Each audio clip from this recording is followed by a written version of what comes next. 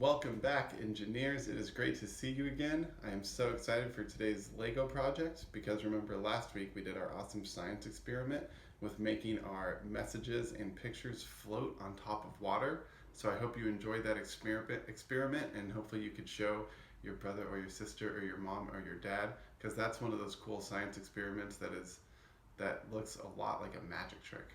Okay, so I hope that you enjoyed that, and I am very excited for today's project because we're going to be using some pieces around the house that we've never used for our Lego project before. Okay, so if you have any rubber bands at home, I would like you to ask your mom or dad to get some rubber bands. If you don't have any rubber bands, you can also use hair ties if you have any hair ties. Okay, we just want something that's a circle and something that we can stretch out a little bit. Okay, and we're also, so if you can get 4 rubber bands or hair ties, that would be best.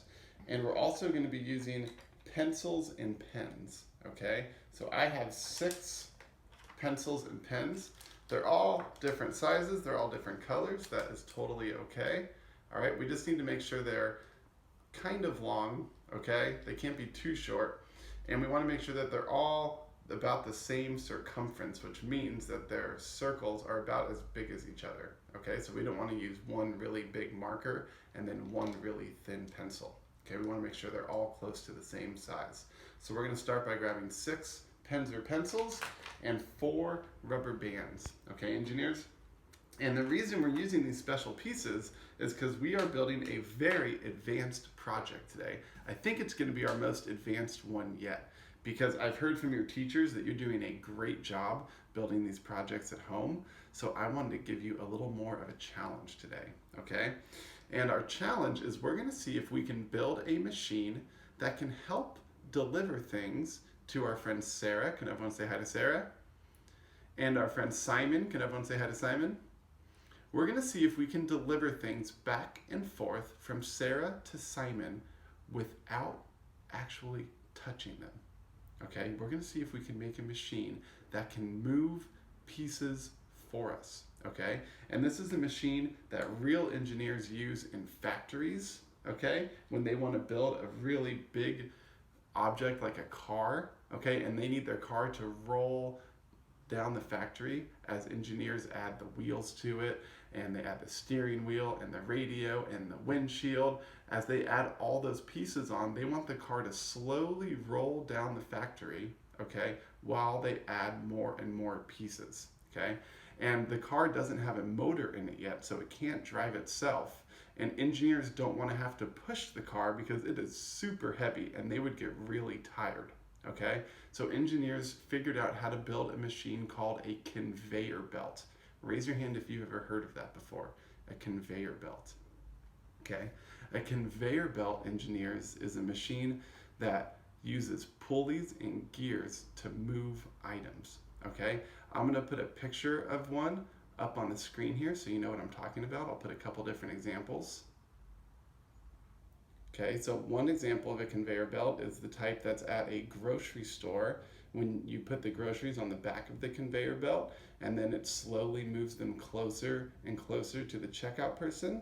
Okay, another example of a conveyor belt is at the airport when your luggage gets unloaded off the plane and there's a big conveyor belt that goes in a circle so that you can stand in one place and wait till your luggage gets to you. Okay, so those are just 2 examples of conveyor belts, and we're going to see if we can build one using Legos. Okay, engineers? So here's what we're going to need to start building.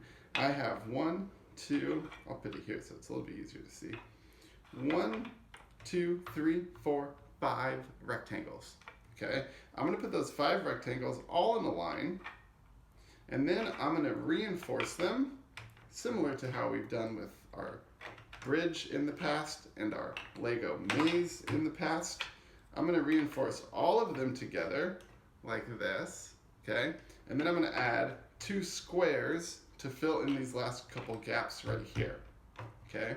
And then for this next layer, so we have 1 layer on the bottom, 2nd layer on the top. So for the 3rd layer, we're going to do something a little bit different, okay? We're going to be using squares, and what we're going to do is we're going to space out our squares so that there's 2 studs, which are what these dots are called, there's 2 studs in between each square. Okay, engineers, so we're gonna go like this all the way down. Okay, so now I can actually look through the gaps in my squares, okay, and you can see my eyeball, okay? So now we're gonna do the same thing on the other side, okay? So we're gonna lay 5 rectangles, 1, 2, 3. I'll make a pattern because patterns are fun, right? So we'll go yellow, and then a different color, and then a yellow, and then a different color, and then yellow. All right, and then we're gonna reinforce them. Okay, so that means that, remember, whenever 2 bricks are next to each other, we're gonna add a 3rd brick on top, so that then we can lift it up and it's nice and sturdy, okay? Because you do not want to put a machine inside of a factory or a machine that people use in an airport or grocery store that is not sturdy, okay? And now we're gonna put squares the same spacing as we did here, okay? So we're gonna try to make the same pattern. So we're gonna put 1 square, 2 studs, 1 square, 2 studs, 1 square, 2 studs, 1 square, 2 studs, 1 square, 2 studs, 1 square, 2 studs. So now, to make sure they match up, you can actually put them right next to each other. You can go like that, and then you can also go like this, and if you can see through them, right, then you know that you've made the same pattern on both sides, okay? Now, for the fun part, now we get to add our extra pieces. Okay, so now we're gonna add our pencils into every gap on our machine that we're building. So I'm gonna put them about this far apart, pretty close together. All right, and I'm gonna go like that. Put those 3 there. And then I'm gonna put these 3 here. Okay, so now what we can do is we can put Simon on one end of our conveyor belt. We can put Sarah on the other end of our conveyor belt. And let's say that what they wanted to deliver was a straw, okay? Now, the item that you want to deliver, engineers, it's gonna have to be pretty skinny to fit in between, in the middle of our conveyor belt, and it's gonna have to be pretty long, because if it's too short, then it can get stuck in between the pencils like this, okay? So we wanna make sure it's pretty long. You can use pencils, you can use straws, you can use a toothbrush, you can use anything you want in your house. It's up to you what you want to deliver with your conveyor belt, okay? So the first version of our conveyor belt is we can put the straw right on this side, and then what you can do is you can take both of your hands, okay, and your hands are gonna be powering the machine. So I'm gonna take my hands and I'm gonna spin 2 pencils in the same direction at the same time. Okay, so you can see that the pink one and the orange one are both spinning in this direction, okay, which moves our straw. And then after the straw stops touching the orange one, then I can move my other hand down here to the blue one, and then I can spin the blue and pink ones. And just like that, we can deliver our straw all the way to the other side of the conveyor belt. And remember, the goal was without touching it. Right? So once we put the straw on the conveyor belt, I didn't touch it with my hands, and it was able to move all the way down, okay? So that's the first version of the conveyor belt where you power it using your hands. So even if you don't have rubber bands at home, you can still build that version of the conveyor belt, okay? And then the more advanced version, engineers, is using rubber bands, okay, as pulleys to connect the pencils together. So let me show you what I mean by that, okay? I'm gonna take a rubber band, all right, and I'm gonna stretch it, and you can ask your mom or your dad or your babysitter or your grandma or your grandpa or your older brother or sister to help you with this as well. And I'm gonna stretch it, and I'm gonna put it so that it's on the first pencil. Whoop, it's on the first pencil, and you can also do it like this too if that's a little bit easier. On the first pencil and the 3rd pencil, right like that. I'm gonna make sure the second one is in the middle, okay? And then I'm going to do the same thing on the other side. And then this will help make sure that they're balanced. Okay? So now you can see I added the rubber band on that side and on this side. Okay, so now, engineers, watch what happens. So I'm going to spread it out a little like that.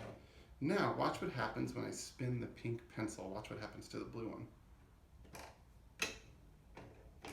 Oh, I almost forgot a very important step, engineers. I forgot to add the securing layer on top. So this is the fourth layer of bricks. So to make sure that the pencils don't move, I was wondering why I was having trouble with that. To make sure the pencils don't move, and remember, like I said, even Teacher Richard makes mistakes, right? Everybody makes mistakes. That is okay. We just need to make sure. That's why we do test runs so that we can fix them. Now we're going to put our third layer so that the pencils can't move. So we're going to secure them on the top like this. Okay, engineers? So now when I spin them, now you see when I spin the blue pencil with one hand, it automatically spins the pink pencil and our pen in the middle.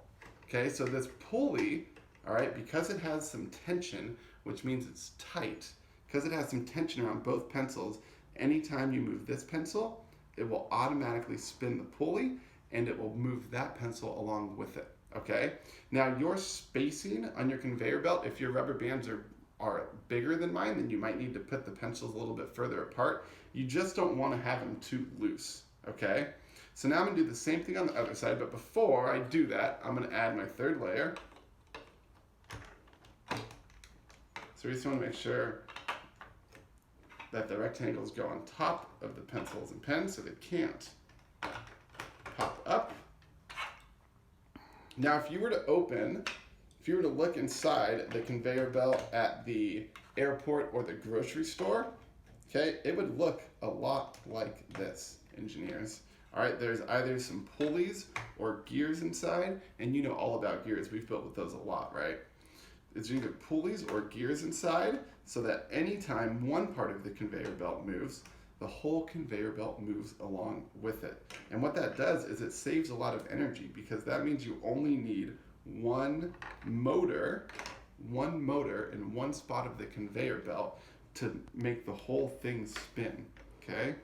So now I'm gonna put this rubber band on this side like this. It's gonna move this pencil off to make sure it has a lot of room to maneuver.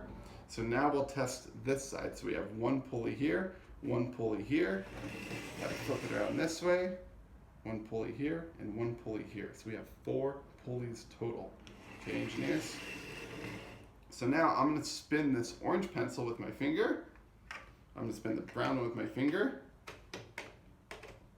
Okay, and anytime the brown one spins, it spins the pulley, which spins the yellow pencil and the orange pencil along with it. Okay, engineers? So now let's see if we can deliver this straw from Sarah all the way down to Simon. Okay, and I'm going to spin the brown pencil first, and that activates these 3, and then I'm going to spin the blue pencil with my other finger, and that activates the other 3. Check that out, engineers. And now we have the straw pop out right on the other side, and nobody had to touch it. Okay? And then I can put it back on. The other cool thing about conveyor belts is that it can work in both directions. Okay, so now I'm going to put it on this side, and I'm going to spin my pink pencil and my brown pencil. You'll see all 6 pencils are spinning at once. And it's loud, just like a real conveyor belt. And just like that, Simon can spin it back to Sarah, engineers. Okay? Now, your conveyor belt, you can decide how big you want it to be. Oh, and this is an important reason why we need to make sure all of our rubber bands are firmly in place. There we go. If you want to make your conveyor belt bigger than this, engineers, you absolutely can. If you have bigger rubber bands at home, you can try to use one rubber band that goes across all 6 pencils, okay? I just didn't have any rubber bands big enough to try that, but if you want to, then you might be able to make it so that you only spin one pencil with your finger and all the rest move at once, okay? If you have more pencils and more rubber bands and enough Lego bricks to make your conveyor belt as big as this whole table at your house, you can do that as well, okay? And if you only have 2 or 4 pencils and one or 2 rubber bands and you want to make a smaller conveyor belt, that is totally fine. You can do that too, okay, engineers? Remember that we are proud of whatever projects we build, no matter how big they are, and we just try our hardest to make sure they work, and engineers never give up until the job is done. Okay? Thank you for making conveyor belts with me today. I hope that next time you're at the airport or grocery store, you can watch the conveyor belt in action and now you know how it works and you've made one yourself. Okay, engineers? I'll see you next week for another awesome science experiment. Have a great day.